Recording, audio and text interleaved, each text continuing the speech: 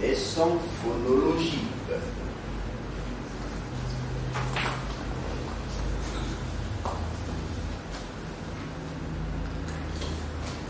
Par son phonologique,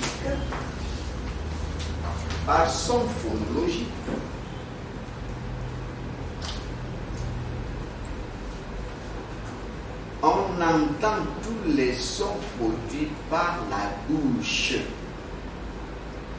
Donc nous revenons un peu plus au détail sur les sons naturels.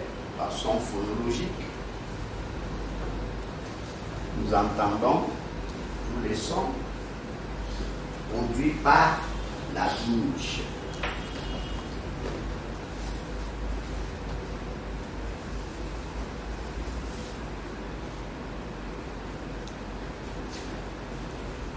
Pour faire vite, écrivez. Il y en a deux. C'est le français du quartier, mais il est plus rapide. À la ligne, premier tiré. Son phonologique simple.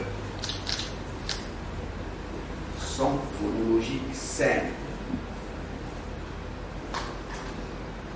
À la ligne tirée, son phonologique complexe. Son phonologique simple, son phonologique complexe. Posez le crayon. Par son phonologique simple, nous faisons référence à toute forme d'oration, de discours verbal, la parole. Bingolo est maintenant en train de s'entretenir avec vous par des sons phonologiques simples, parce qu'il diffuse de la parole. La radio, dans nombre de ses programmes, diffuse par son phonologique. Le journal parlé, c'est le son phonologique. L'annonce des décès, l'annonce des nominations, en espérant que bientôt, Yadi Mondo va me nommer ministre du pétrole, de l'or et de l'argent. S'il n'y a pas ce poste ministériel là, qu'on ne me nomme pas. Ministre du pétrole, de l'or et de l'argent. Au-dessus des préoccupations matérielles. C'est un son phonologique. Comment t'appelles-tu? Tu m'appelles Awa. Awa qui relève de l'onomastique est un son phonologique simple. Parce que pour appeler un individu par son patronyme ou par son prénom, on diffuse un verbe. Maintenant, qu'est-ce qu'on entend par son phonologique complexe? Écrivez. Son phonologique complexe. Son phonologique complexe.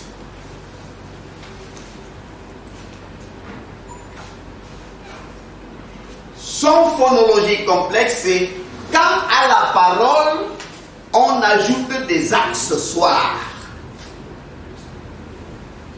Quand à la parole, on ajoute des accessoires. 2 points. La mélodie, la gestuelle, les lumières suspensives. Je vais couper les fautes. Ouais, je vais voir comment ils vont être suspensives. Toi, tu ne peux pas tomber parce que elle avait déjà appris ça. C'est à l'école primaire qu'on dit 3 points de suspension. À votre niveau, on ne dit pas 3 points de suspension, on dit la suspensive. Donc si tu as écrit suspensive en toutes lettres, barre. Suspensive. C'est ça là, suspensive. Ici n'est pas le petit niveau, non? On est un peu plus que l'école primaire, non? Alors,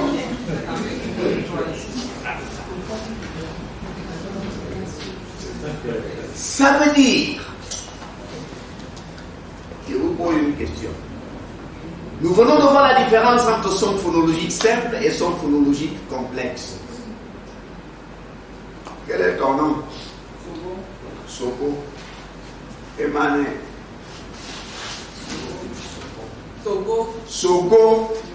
Tu es quoi? Manissa. Ouais. Très bien. Je te pose une question.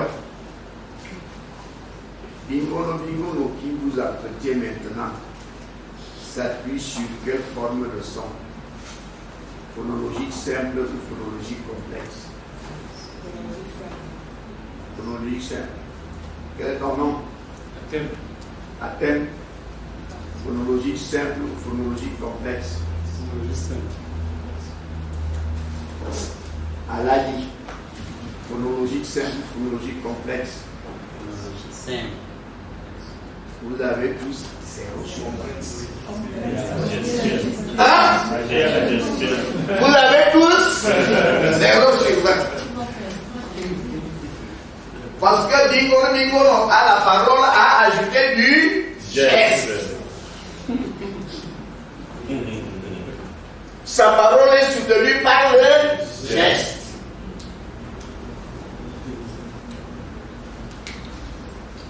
Ibrahim Chérif présente Actualité Hebdo à la télévision. C'est phonologique simple ou phonologique complexe? Simple. Tu as simple. Vous avez zéro. La lumière, le costume. Ceux qui sont d'une certaine génération, ils ne sont même pas là. Quand la télévision venait de commencer, Oufeil Seke avait un foulard différent chaque soir des 380 jours que compte l'année. Chaque fois que Oufeil Seke venait présenter son journal, les femmes abandonnaient la cuisine pour venir voir quel foulard elle porte. Ça veut donc dire que le discours télévisé se rapporte au son phonologique complexe. Parce que un costume d'une certaine nature attire même l'attention plus que ce qu'elle va dire. Vous comprenez?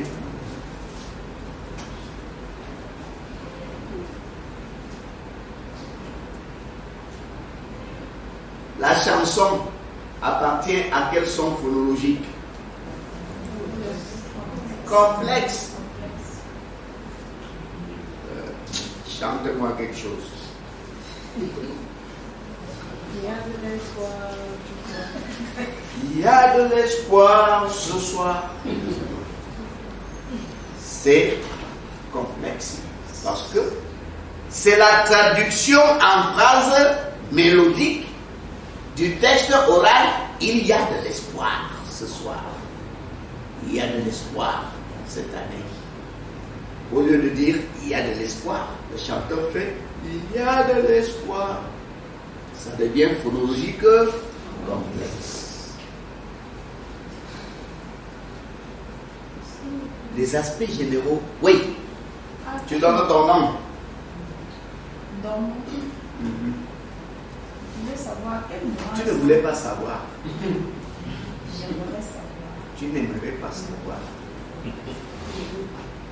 Je veux savoir. Je veux savoir à quel moment est-ce qu'on fait face à un son phonologique simple. La radio marche parfois avec les guides, n'est-ce pas? Est-ce que tu peux écouter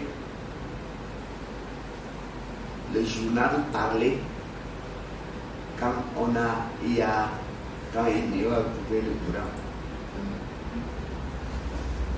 La France aussi. Oui, si.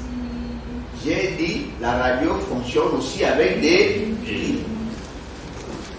Même sans courant, dans l'obscurité, tu peux écouter la radio. C'est un son phonologique simple. Parce que même les yeux fermés, tu accèdes à ce discours. Tu es dans ton appartement. La voisine de gauche qui est en rouge là est dans son appartement. Elle a des rapports amicaux avec son mari. Tu ne les vois pas parce que le mur est là, le plafond est là. Mais tu attends. Depuis le matin, tu ne donnes pas l'argent de ration. Et tu arrives, tu me dis, je veux manger. Tu veux que je prépare avec mes mains. C'est un son. Est-ce que tu la vois? Mais tu l'entends. Si tu la vois maintenant, qui attache le panier autour des reins, marche vers son mari et tisse une gifle, le mari dit je ne veux pas les problèmes, il fuit. Ça devient phonologie complexe.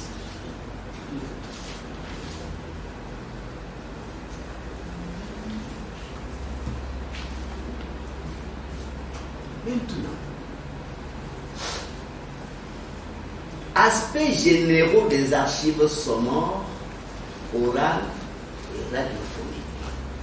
Nous avons vu les archives sonores, on a dit un mot de la radio. Je voudrais qu'on revienne sur l'oralité.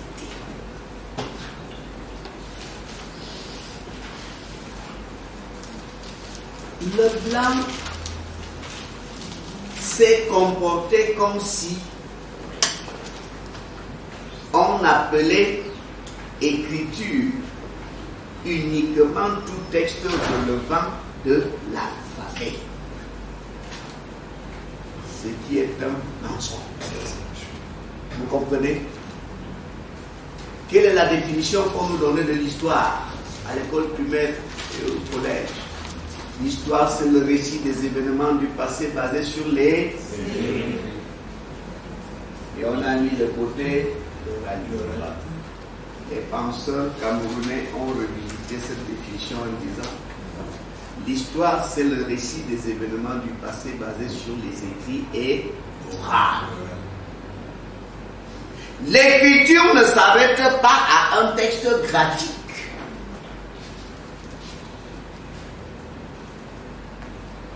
Je cite mon frère, le président colonel Kalkaba Maldou. Qui le connaît? Levez le doigt. Il est distinctif par quoi? Les balafres. Est-ce que vous savez que ces balafres-là sont une écriture? Est-ce que vous savez que l'écriture de la forêt, on a pratiqué le tatouage corporel? Et à travers ce tatouage corporel, on reconnaissait que ça c'est un Ewono du clan Etudi. Ça c'est un Goulou du clan Yemba. À travers ça. Et vous allez dire que ça relève de l'oralité parce que ce n'est pas un alphabet.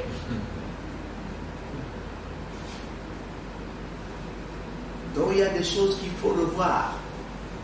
La civilisation de l'oralité va au-delà du non-écrit, au-delà du sonore. Et même que quel que soit l'oral, quel que soit l'écrit n'est que l'oral. Parce qu'on a pensé avant d'aller écrire. Vrai ou faux? Civilisation orale ne s'arrête donc pas seulement à ce qui est diffusé, à ce qui est audio. L'enfant, s'il vient de laquelle? Celle-là. Il vient de répondre. Tu vois Bimono pour la première fois. Elle s'est intéressée au collier de ton père. Elle s'est intéressée au sceptre de ton père. Elle a dit, le vieux s'il doit être un dignitaire traditionnel. Cette démonstration orale-là, est-ce qu'elle n'est pas graphique? Est-ce qu'elle n'est pas iconographique? C'est autant d'images, ces accessoires. Ils sont une écriture. Vous rencontrez une jeune fille. Elle porte le blanc ou le noir, des cheveux rasés. Quel commentaire est-ce que cela va vous susciter? C'est une veuve. Et vous allez me dire que ce n'est pas une écriture?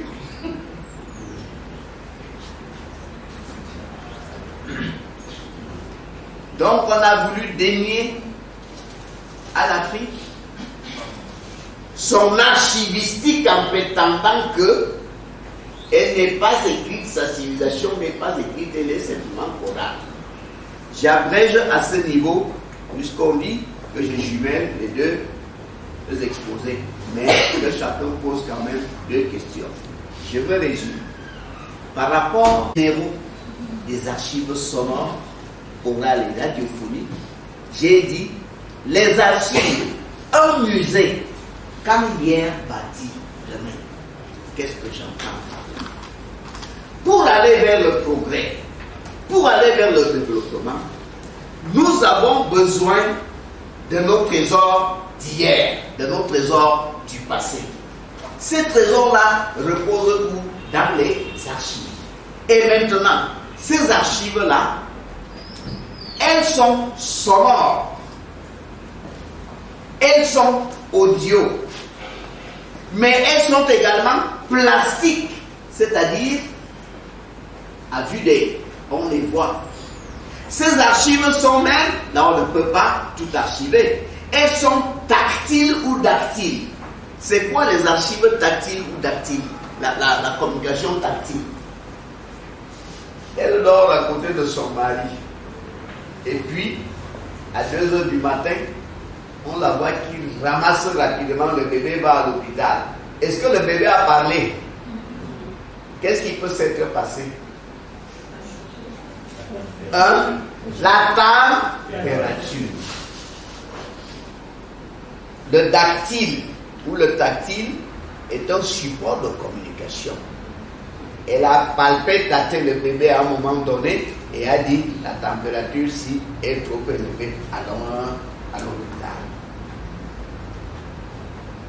Tout ça, c'est autant d'archives. Nous avons parlé de la gastronomie tout à l'heure.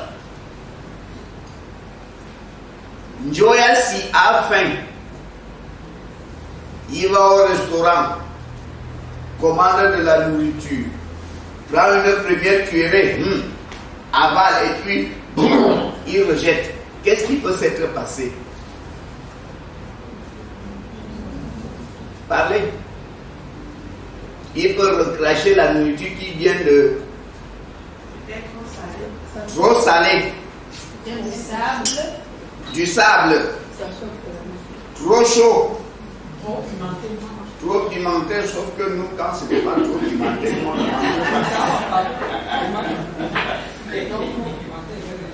ça, c'est le canal gustatif. La langue permet d'avoir de nombreuses informations sur les mets qu'on mange. Il pousse la nourriture là avec son talon. La femme sait qu'elle va être battue. Il y a trop de sel, il y a. Donc, il y a des trésors du passé, à la limite, qu'on risque même de ne pas pouvoir archiver, parce qu'ils sont liés à l'instant. Mais ce qui conserve un caractère de pérennité, alors on peut les archiver. Et elles vont nous aider un jour à reconstruire notre futur. Parce que, pour traduire un peu mon thème, les archives, un musée, quand hier bâti demain, en Afrique on dit, le futur n'est pas devant soi, le futur est derrière soi. Parce que le futur se construit de la connaissance qu'on a de son passé, en conjonction avec la connaissance qu'on a de son présent. C'est sur la base de ces deux conjonctions-là qu'on bâtit le futur. Et c'est en cela que les archives sont notoirement importantes pour la marche vers l'avant. pour la marche vers le progrès, pour la marche vers le développement. Posez plusieurs questions et on passe à l'autre thème.